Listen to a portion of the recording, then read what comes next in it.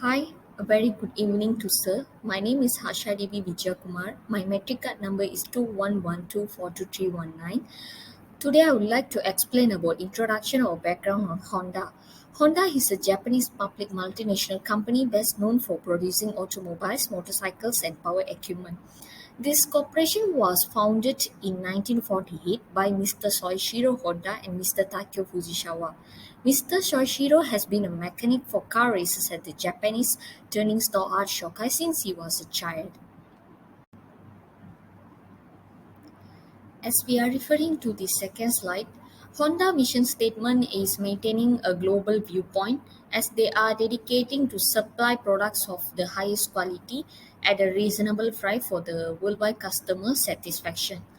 Here they supplying product with high quality to satisfy a customer needs. Moreover, Honda first production vehicle was the T360 mini pickup truck. It was listed under the cheaper K-car tax category powered by a small gasoline engine of 356cc straight 4. Honda's first automobile was the S500 sports car. The chain-driven rear wheels represent the origins of Honda's motorcycle.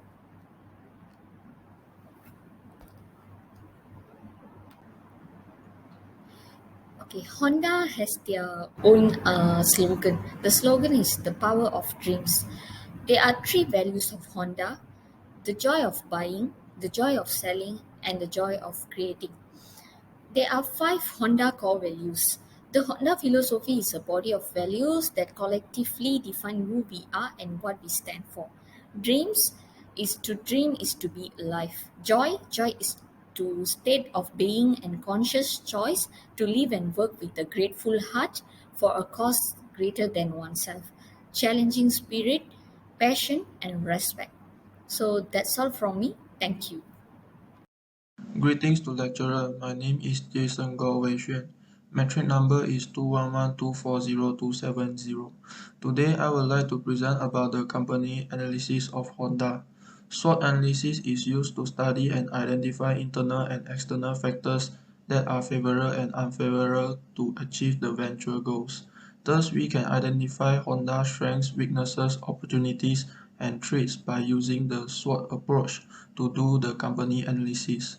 The first strength of Honda is competence in engine manufacturing, and it is Honda core product. Honda has extensive knowledge in producing high-quality effective engines and have competitive advantage in manufacture engine that few of its competitors can match. The second strength is diversified product portfolio. There are four different divisions, which is motorcycle business, automobile business, power product business, and other business and financial service. Compared to other competitors in same industry, Honda overall portfolio is fairly diversified. The last strength is Honda's strong position in Asian motorcycle markets. The largest motorcycle market is in Asia Pacific area, and strong presence of Honda worldwide give it a significant strategic advantage. The first weaknesses of Honda is reliance on North America to generate the most revenue. In 2016, Honda has generated the most revenue in North America, which is 55.6% of its total revenue. We can figure out that Honda relies on North America and it is the key factor of the company performance. The second weakness of Honda is low investment in research and development. Low research and development expenditures produce fewer innovative technologies and severely limit the company's ability to compete in the future. The first opportunity of Honda is strict regulation from government. Honda might take advantage of this by introducing more vehicles that only use hydrogen fuel cells, avoiding all regulation and constraints relevant to greenhouse gas emission. The second opportunity of Honda is the timing and regularity of the introduction of new models. However, given the enhanced customer expectation in relation to in-car technology and the industry competitiveness, it is essential to be made for offering upgraded models more frequently. The large opportunity of Honda is increasing demand for pickup trucks and SUV. Due to the trend of cheap gasoline costs, Honda should release additional models of pickup truck and SUV to capitalize on the expanding market for this car and boost the profitability of the firm. The first threat of Honda is competition increase. Honda faced a large number of new rivals from developing countries which produce lower pricing and reasonable quality of bike and scooter. Honda also facing competition with new companies such as Tesla and Google which want to develop self-driving cars. The supply of automobile is more than the demand and makes the competition even more fierce. The second threat of Honda is the rising of Japanese yen exchange rates. Honda is in danger if Japanese yen exchange rates start to climb since it has no control over currency exchange rates. The company profitability will suffer greatly in such a situation. The last threat of Honda is natural disaster. Honda has production facilities in China, Indonesia, Japan, and Thailand. Natural disasters frequently affect these countries which will cause production volume and earning decrease as well as disrupting manufacturing operations. That's all for my part. Thank you. Greetings to Dr. Muhammad Faisal Hamini. I'm Chee and I'm presenting to you the analysis of the Malaysian automotive industry. Before I begin, here are some introduction to the industry. The automotive industry is established in 1960s in Malaysia. Currently, Malaysia is ranked as the third greatest automotive industry among ASEAN countries, which contribute 4% of the GDP. We have a total of 28 manufacturing assembly plants in the country. The automotive industry consists of 5 main subsectors, which are manufacturing, assembling, sales, after-sales, and support services. This industry is crucial to our country as it generates for the country's export revenue and create job opportunities. It also accelerates the industrialization, which helps to develop a foreseeable economy country. From a political view, the performance of the domestic automotive industry is still strong even after the pandemic strike with the help of the National Automotive Policy 2022. It is developed to improve and continually grow our domestic automotive sector and the whole ecosystem. Another measure that the government has taken is to reduce the import taxes on complete down and complete built-up automobiles for both ASEAN and non-ASEAN countries. ASEAN trade openness has created a massive regional market that will stimulate the competition. Automobile manufacturers will additionally be capable of purchasing valuable components and modules from ASEAN countries, allowing them to benefit from potential economic scales. From an economical perspective, economists predicted that the Malaysian economy would be mild in 2023. The impact of rising inflation and interest rates on the cost of living and real disposable income is expected to impede private consumption growth. MIDF research foresees that the Malaysian GDP growth to moderate to 4.2% for 2023, mainly due to the deceleration in external trade performances as well as slumping goods and services for exports and imports. However, Malaysia seems to be a preferred investment location for international investors. For instance, China dominated for the most foreign direct investment. RM for the 64.9 million is accounted for the manufacturing sector too. Malaysia's government has also taken initiative to acquire more elevated, capital-intensive industrial sectors, particularly named on the fintech industry, energy, and high-value industrial facilities. Technological-wise, VIJAYA is aggressively putting high-quality EV investment into Malaysia. In 2021, VIJAYA has authorized over 50 projects in the EEV ecosystem. This is mainly due to the deployment of electrical cars in Malaysia accelerates and further create potential for growth. VIJAYA believes that the EV will progressively gain acceptance and become more mainstream, especially given the rising desire for green mobility. On the other hand, MITI expects EV and hybrid sales to reach 15% of total industry volume by 2030, rising to 38% by 2040 has set for attracting investment, MIDI aims to create infrastructure that's capable for supporting the low-carbon transportation with NEVT assessing strategies to develop a healthier EV sector. Finally, Honda Malaysia should not ignore other automobile manufacturing business and assemblers and distributors. For instance, BYD of China is trying to expand the EV market in Malaysia in collaboration with Siemens Motors. It plans to invest 500 million ringgit Malaysia over 2 years to build a large network of BYD shops. BYD intends to increase its market penetration by partnership with SDM.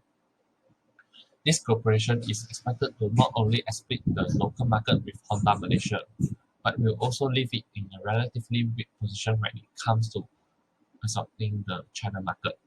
Moreover, COVID-19 caused an abrupt halt in existing manufacturing supply networks throughout the world.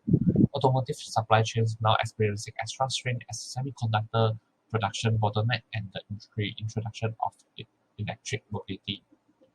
This is one of the main challenges faced by the industry. Here I end my part of presentation. Thank you. Hello and a great salutations to Dr. Faisal. I'm Puuventhiren Nair from class 22A and my merit number is 211242322. So now I would like to explain about the strategies of this Honda company. So this 4.1 explain about strategic partnership.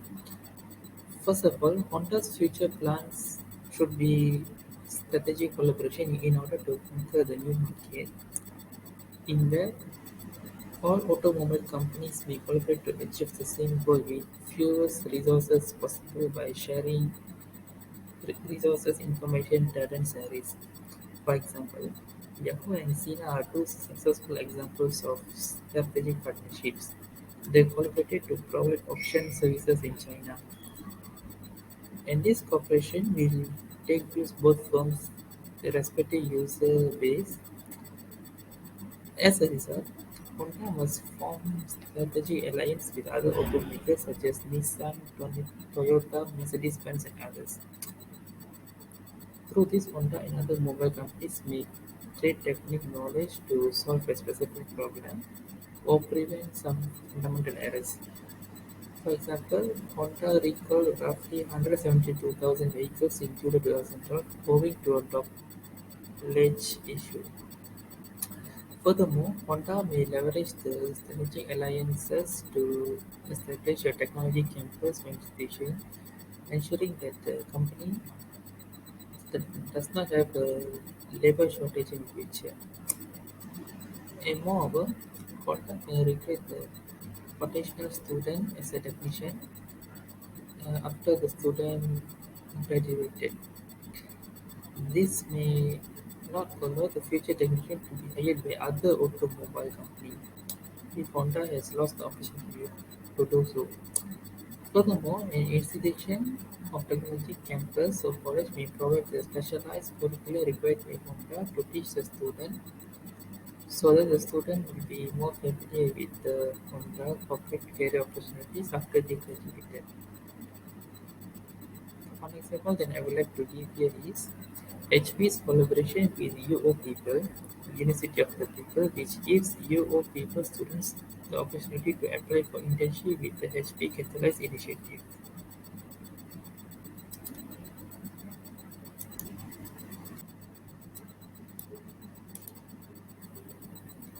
So next is about export strategy. Honda is no stranger for the concept of exporting. Actually, Honda has excelled in exporting to other countries. Shipping of Honda's auto may be instantly given to your dealer or residence anywhere you select it, as long as there is a need. Honda's key expansion strategy has been exporting for many decades, despite the fact that they have to consistently ignore what the other competitors are doing.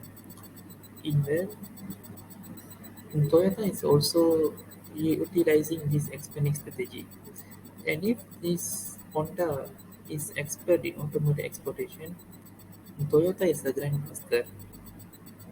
When we recommend export as a future expanding strategy for Honda, we can see that Honda is already doing it, which is nice but not good enough.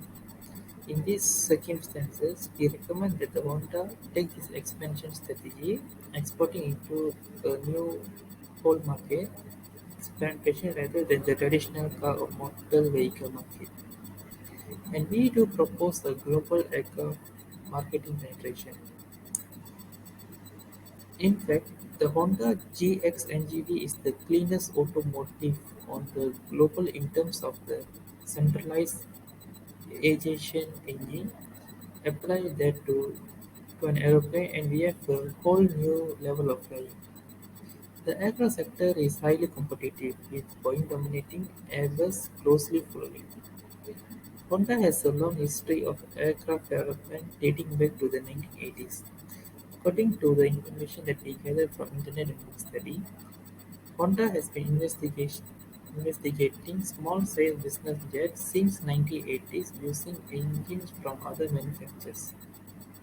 In the late 1980s and early 1990s, the Honda MH02 was designed and developed at the Mississippi State University Raspberry Flight Research Laboratory. The Honda jet took to the skies for the first time in December 2003. The FAA certification of aircraft is expected around August 2011. The first plane of Honda MS02 is expected to arrive at the third quarter of 2012. In the recent events, the Viking pioneers used Honda aircraft engines as their Viking aircraft engine, which was a huge success, and it is worth noting that a Mycroft engine is only modern and reasonable priced aircraft available today. If Honda begins exporting plans as a new business model, it may become a new competitor for Boeing, prosper on a whole new market level.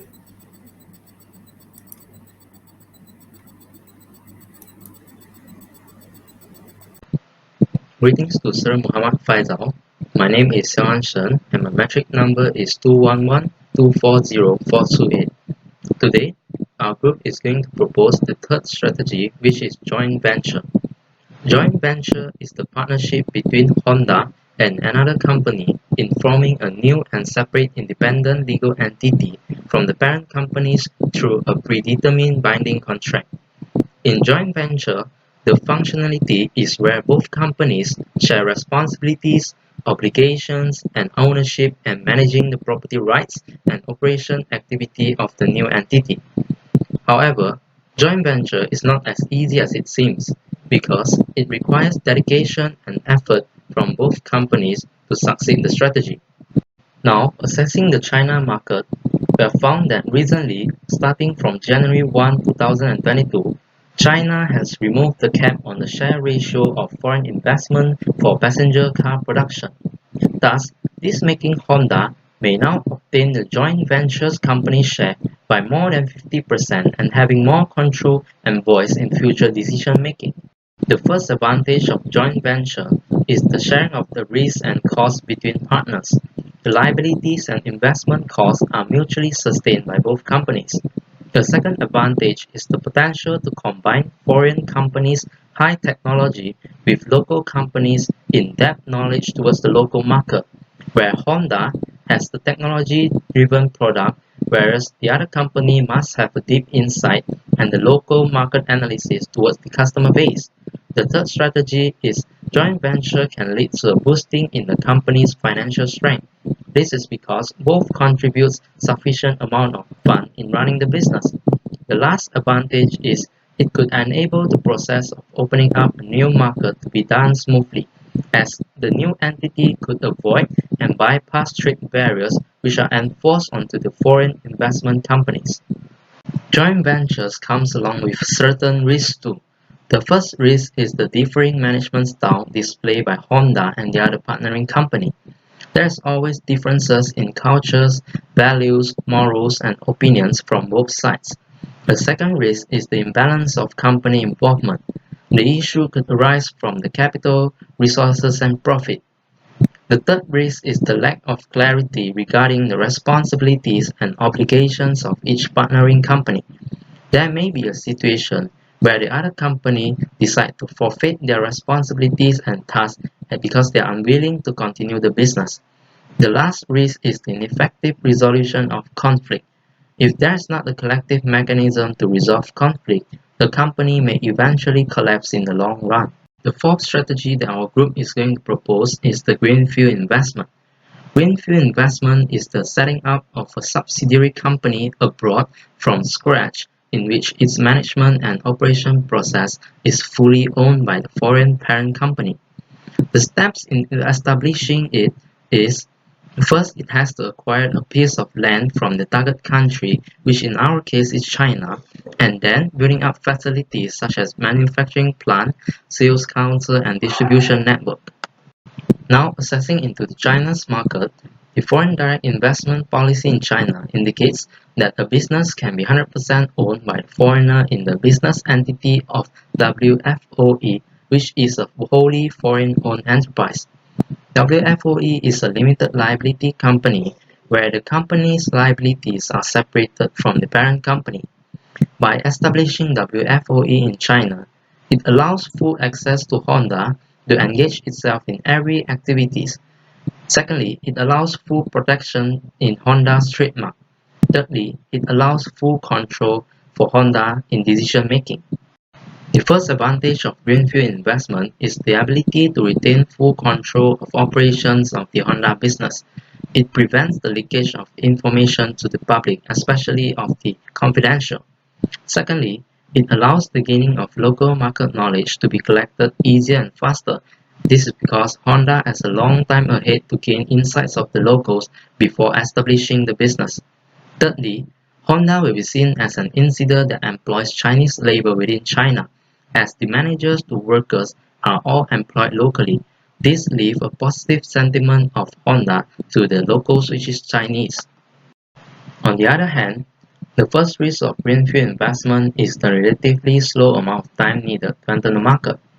Honda requires time in purchasing or leasing land, then moving on to building up facilities and even in hiring process. The second risk is the high cost of setting up the business, which include the cost needed to build up facilities such as manufacturing plant and the sales office, rental fees, utilities bills, employees' wages, and some other miscellaneous expenses. The last risk is the high risk comes along due to unknown factors, be it political instability and finance instability. Talking about political instability, the citizens of China may decide to boycott in purchasing the Honda's automobile if China and Japan is not on good terms. Talking about finance instability, Honda is hard to pull away from it if they suffer from more deficit because they have been investing heavily since the beginning. That's all for my part. Thank you. Hello and a very good day, sir. My name is DEVAMALAR, Doctor of SEVAKUMAR. My matrix number is 211240244. Today, I'm going to present about additional strategy of Honda. The strategy which our group chosen is acquisition. Acquisition is a strategy in which one company acquires or buys another in the hope that combination of both companies will be more financially viable than either alone. And the purpose is to report a program's development approach throughout its life cycle in order to assist the program manager and project stakeholders in making decisions. In this slide, I'm going to explain about how we create a new market in China. Honda was the first Japanese car manufacturer to generate its brand vehicle in China. As a result, Honda was regarded as the market's first new entrant. So we decided and chose to propose to China our product because Honda raises public awareness through community activities and event funding. Next, Honda encouraged its component manufacturers and suppliers to locate their operation near Guangzhou. Honda will boost the plant's efficiency. Additionally, it may also decrease the risk of foreign exchange and reduce the changes for the parent company to use its assets for the transportation of raw materials, logistic costs, and storage facility storage. The acquisition strategy has many benefits. One of the benefits is fewer risk. Strategic acquisition can reduce possible risks for a business, particularly for smaller companies, by removing some of the hardship of managing a specific company on their own. The second benefit is integration.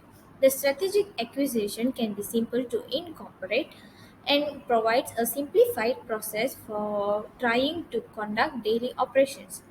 Thirdly, financial security and simplicity are advantages of the acquisition strategy. Acquisitions in initiatives may be easier to finance than other types of purchases because companies can benefit from higher financial growth rates immediately following an acquisition. Fourthly, meets the expectation of the stakeholders. Also, a benefit of acquisition strategy. A growth strategy enables it to meet the growth outlook of some relevant parties.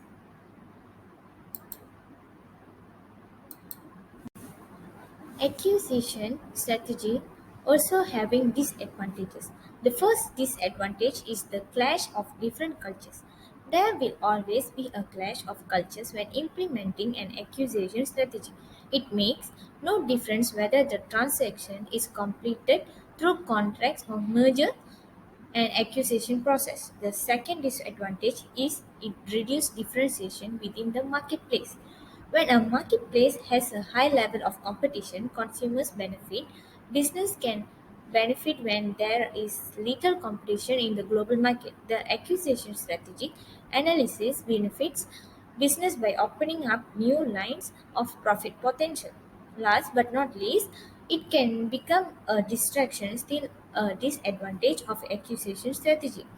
When an acquisition plan is applied, the obligations of such an action usually fall to the C-suite or the highest level of the organization. In the part of recommendation, as an international business management students, we recommend that exporting strategy is the best strategy to enter a new market. Consequently, exporting is a low-risk strategy that companies find appealing for a variety of reasons. For starters, it's mostly in a home market that may find new opportunity for growth overseas. Exporting falls under the broad category of market entry strategies, which encompasses a variety of approaches to developing global markets for your company. An exporting strategy begins with the services or product you provide. Exports promote international trade while also stimulating the local economy by creating jobs, manufacturing, and income. Exporting services allows for output growth and diversifications, which is critical for financial stability. If the global market for one sector falls, a world with diverse exports can fall back on other like banking, transportation, or business services.